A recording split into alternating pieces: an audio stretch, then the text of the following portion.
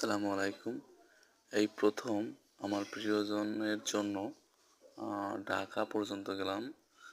একটা ডায়মন্ডের নাকফুলের জন্য। শুধু একটা ডায়মন্ডের নাকফুলের জন্য নয়, আনুষঙ্গিক আরও জুয়েলারির জন্য গেছি।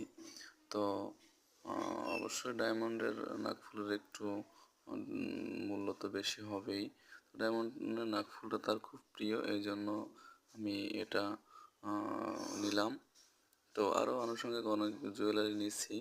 তো এটাই আপনারা সবাই আপনাদের প্রিয়জনের জন্য ডায়মন্ডের নাকফুলই দিবেন এবং তাদের ছোট ছোট চাওয়াগুলো পূরণ করবেন। দেখবেন আপনাদের সম্পর্ক ভালো থাকবে।